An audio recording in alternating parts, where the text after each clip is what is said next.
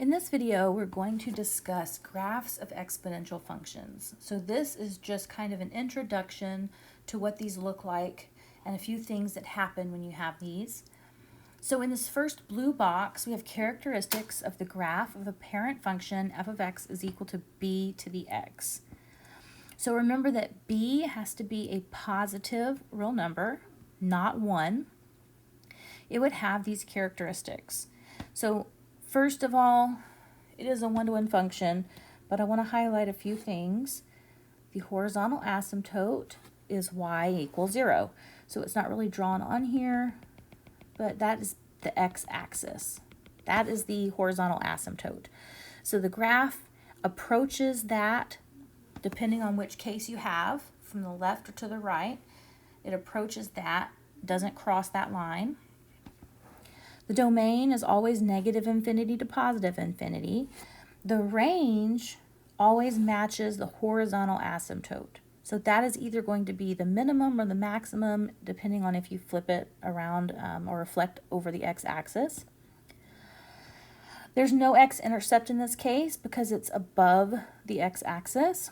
The y-intercept is 0, 1. It's increasing if b is greater than 1. It's decreasing if b is less than 1. So if b is a proper fraction, you're going to have the second scenario. So b is greater than 1. This is the first scenario. It's this graph. You're increasing. If b is less than 1, if it's a proper fraction, then you're going to have this case where you're decreasing. So figure 3 shows you the difference between an exponential growth, which is case 1, versus an exponential decay, which is case 2. So let's look at an example of how you would graph this. So first of all, you have, this is a basic function. You just have this base raised to the x.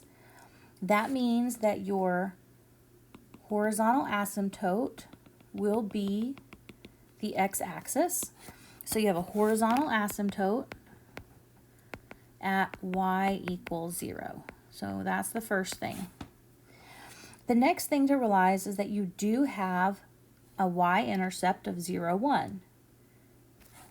So if you don't have anything special going on here, you just have a base raised to the x, that's always going to be your y-intercept. If you're not sure, you can find this by plugging 0 in for x. So remember, if you want to find your y-intercept, you let x be 0. And so if I plug in 0, anything to the 0 power is 1. So I can see that I get that point 0, 1. So if you don't memorize that, you can always find it. Okay, the next thing to look at is the base. So here, the base is 2. So since the base is greater than 1, the basic shape of your graph is going to look like this. It's going to be increasing, an increasing exponential function. And so now what you can do is just plug in numbers to find other points and connect them in that shape. So you could plug in 1. So let's let x equal 1. I'll have y is equal to 2 to the first power. Well, that's just 2. So another point is 1, 2. I could plug in 2. So I'd have y is equal to 2 squared, which is 4. So 2, 4 is another point. And I could keep going, but I want to go to the left to kind of see what's happening there. So let x equal negative 1. So hopefully you can see I'm just picking numbers around the y-intercept. So I can see what's happening on both sides of the y-intercept. I know what to expect, but I just want to have a few points to graph together. So y is equal to 2 to the negative first. Remember that a negative exponent can be rewritten as a positive exponent by moving it to the other side of the fraction. So this would be the same as y over 2 to the first, which is just, or I said y 1 over 2 to the first, which is just 1/2. So this means negative 1, 1/2 is another point. So it would be here. And if I connect these dots, I'm going to have a graph that looks something like this. And remember, this does not cross the horizontal asymptote, so it just gets closer and closer to the x-axis. And that would be a good sketch of that graph. Okay. So here I have another exponential function because I have the variable and the exponent. But you can see it's more complicated. Instead of just having 2 to the x, I have 2 to the x minus 1 plus 3. So we need to talk about some shifting. We've talked about shifting before with other functions, and the same things apply to exponential functions. If something is happening within the function, so before we might have had within parentheses for x squared, then that is a horizontal shift, and it does the opposite of what you would think. So anything that's added or subtracted up here in the exponent is going to be a horizontal shift, and it's going to do the opposite of what you would think. So since this is minus 1, it's going to shift left or right. Since it does the opposite, it's going to shift right 1 unit. Okay, the big number that's added or subtracted, not in the exponent, is going to be a vertical shift. So this is going to shift up or down, and it's going to do exactly what you would think. So this plus 3 is going to shift up 3 units. The parent function or the toolkit function here is f of x is equal to 2 to the x, because you're just looking at the base raised to the power. So the changes are the minus 1 in the exponent and the plus 3. So we just graphed f of x equals 2 to the x above. So that's that basic shape. I'm going to go ahead and graph it again. So these were the points that we found above. Let's see, 3 would be 8. So it would look something like this. And remember that the horizontal asymptote is the x-axis. So now we've got to shift stuff around. So if I look at this first point right here, this 0, 1, and I want to shift it, I need to shift it right 1 and up 3. So right 1 up 3 would be here at 1, 4. I can shift all of my points in that way. So the second point I could do over 1 up 3. This one I could move over 1 up 3. Over 1 up 3. So it would look like this from using the shifts. Whenever you have a vertical shift, when you're shifting up or down, the horizontal asymptote shifts that much as well. So since I had a shift up 3, the horizontal asymptote also goes up 3. So instead of being at y equals 0, now it's at y equals 3. So here's your horizontal asymptote. So your graph should not cross that line. So you can use your shifts in order to graph. You also have stretches and compressions, and so this comes into play if you have the a in front. So in the previous section, we were talking about how we have an exponential function of that form. So if a is 1, then you have the cases above where there's no compression or stretching. But if you have the a, that's where you're getting a stretch or compression of your original graph. If a is greater than 1, so the absolute value of a is greater than 1, you'll have a vertical stretch. If the absolute value of a is less than 1, meaning it's a proper fraction, you'll have a vertical compression. So if we look here, we're going to be looking to explain how the graph of g of x compares to the function f of x. So 2 to the x is the parent or toolkit function. The change here is this 4 in front. So since 4 is bigger than 1, you're going to have a vertical stretch by a factor of 4.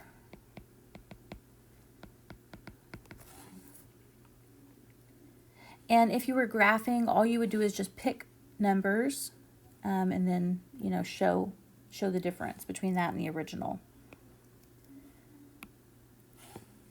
Reflections. So if the number in front of B, if the A is negative, then that flips it over the x-axis. So that's a reflection over the x-axis. If what's negative is the x, so let me point this out. If the negative is in front of the B, then that is a reflection around the x-axis. If the negative is here up in the exponent, that's a reflection about the y-axis. So those are two different reflections. So in this one, explain how the graph of g compares to the function f. The original function is a positive 2 to the x. So the change here is there's a negative in front. Since the negative is in front of the 2 and not in the exponent, this would be a reflection over the x-axis. So again, it's a reflection over the y-axis if the negative is in the exponent.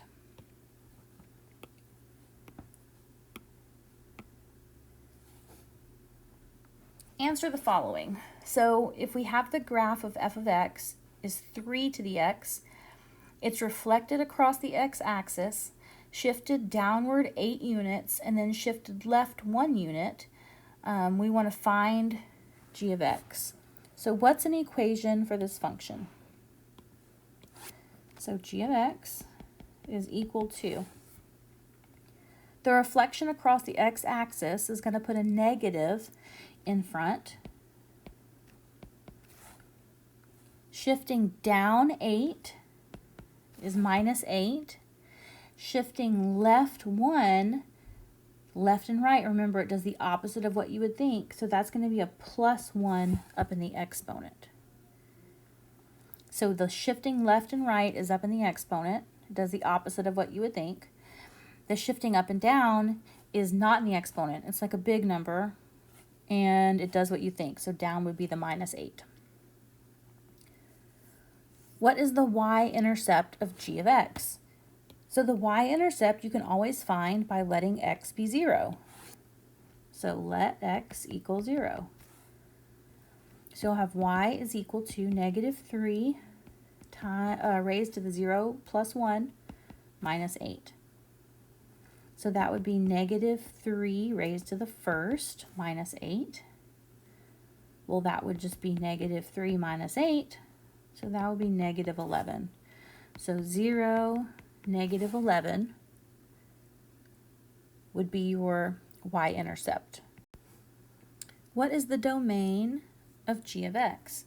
Since this is an exponential function, the domain is always negative infinity to infinity. So that does not change. What is the range of g of x? Okay, so we've got to do a little bit of thinking here. So this original function, 3 to the x, is an increasing function. But then we reflect it across the x-axis, right? So now that reflection across the x-axis is going to make the graph look like this. At that point, it still has the x-axis as the horizontal asymptote. So the horizontal asymptote, once we flip it, is still just y equals 0. But then it shifts down 8 units. So that means the horizontal asymptote also shifts down 8 units. So the horizontal asymptote is going to be y equals negative 8. The reason that's important is because that tells you your range. If the horizontal asymptote is y equals negative 8, that means this is negative 8. Your graph looks like this. It's approaching negative 8 but never gets there. So the range is going to go from negative infinity all the way up to negative 8. Since it won't get to negative 8, we're going to use a parentheses. The next example I want to do is one that you have in your homework. So you're going to have one that looks like this. You're going to have a bunch of different exponential functions graphed on one graph, and you're going to be trying to match it to some equations that you have below. I'm going to resize this really quickly so that we can try to fit it all on one screen here. Okay, that's better. Okay. So what you want to look at here, there's a couple of things. First of all, you have to know if you have an increasing or a decreasing exponential function. So for it to be increasing, remember that you needed to have a b that was greater than 1. To have it be a decreasing function, you wanted your b to be between 0 and 1, so a proper fraction. So a, b, and c are all decreasing. So these three right here are decreasing. That means the b has to be between 0 and 1. Okay, so that means I can choose which ones have b's of between 0 and 1. I, because it's 0.69. 3, because it's 0.81. And 6, because it's 0.69. So all of those have a b that's between 0 and 1. Okay, so let's try to figure out which one is which. The next thing you look at is the initial value. Look at A and B. A and B both have the same initial value, while C has a greater initial value. So if I'm looking at the initial value, remember the initial value is the number in front of the parentheses. So for 1, 3, and 6, 1, 3, and 6, you can see the initial value of 6 is 4. That's a greater initial value than the other two. So that has to be graph C.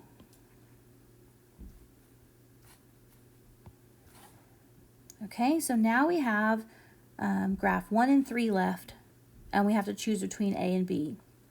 So what you want to look at now is which one is increasing at a faster rate than the other.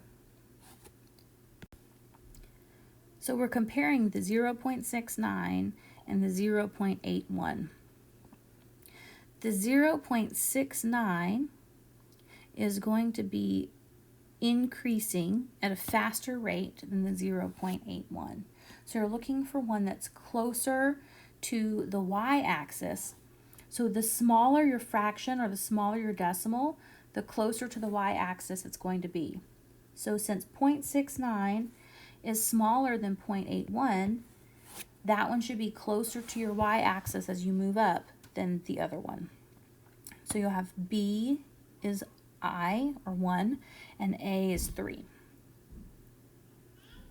Okay, now let's look at these three. If we follow these three that start on the left-hand side and increase the whole time, so these three are increasing, that's D, E, and F are increasing, we know that that means that B should be greater than 1.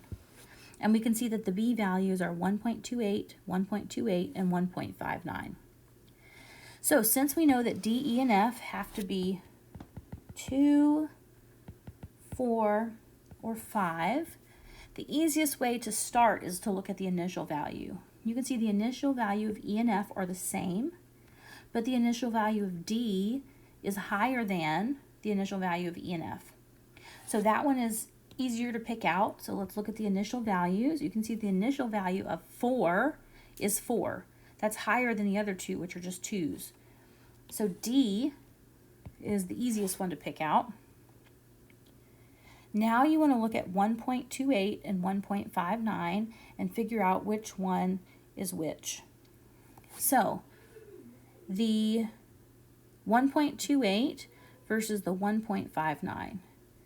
So the 1.59 is going to be increasing at a faster rate than the 1.28. So that one is going to be closer to the y-axis than the 1.28. So 1.59, this number 5, is going to be E.